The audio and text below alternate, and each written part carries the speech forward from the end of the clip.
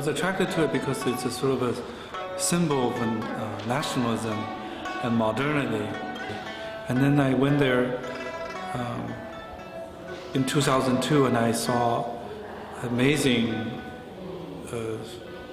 unbelievable, like the destruction, the ruins, all the details of abandoning buildings and taking apart brick by people and the scavengers and living amongst the ruins.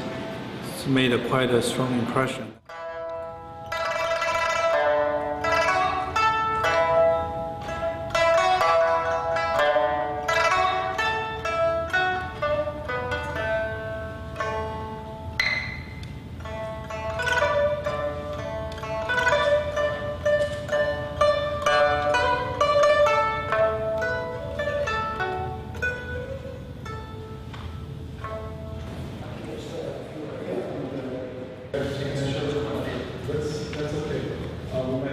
As I come back to the studio, I would sort of construct the details.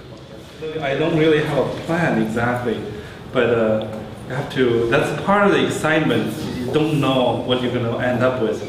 But what's important for me to keep going is the detail. You know, something maybe I feel true. So for me, something working is something surprising.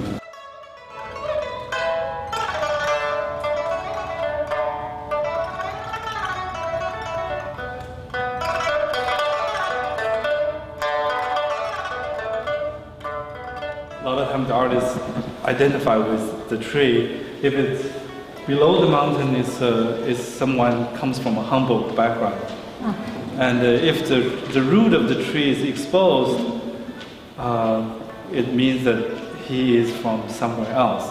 He's not a local. Part of the modernization to the village is that these loudspeakers and electricity comes together. As a child, we were all told we were the sunflower, and we were supposed to turn where the sun, where's this Chairman Mao, and turn where he leads us.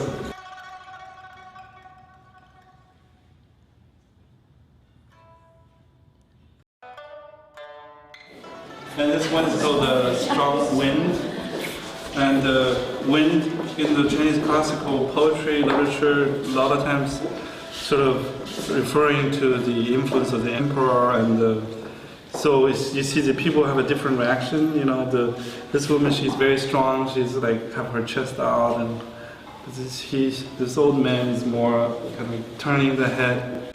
Since I was in Rome last year, you see a lot of this with the invented before and after the invention one-point perspective, how that affected the whole language of painting and the point of view. You know, one God and everything vanishing.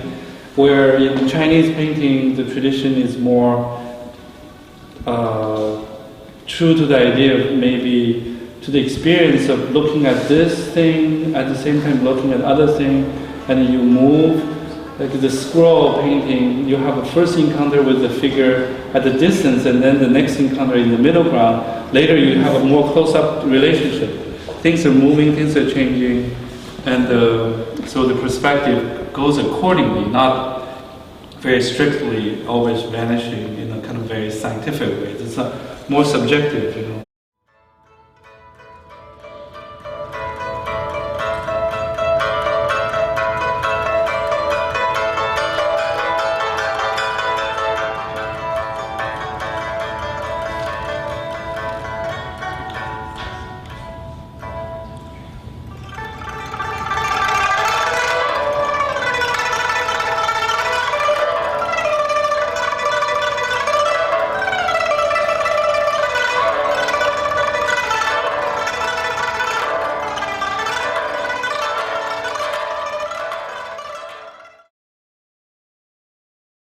When you see these people, you almost like you're looking at these people from the ground level, and then when you look here, you almost like a bird. You look from there, right? So you know, like the perspective shifts as you see. Landscape painting is a way for the scholar as a retreat. You know, there's for the Confucius-educated scholar bureaucrat.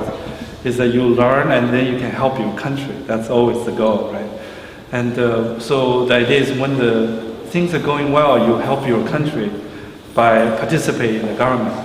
But a lot of times people get tired of the infighting in the government. They wanted to escape into the landscape as a place of retreat to restore your energy, to contemplate the cosmic, the Tao. So kind of, I'm sort of taking that theme, but kind of turn it down to looking at this sort of industrial scale destruction, where it's no place to escape, no retreat.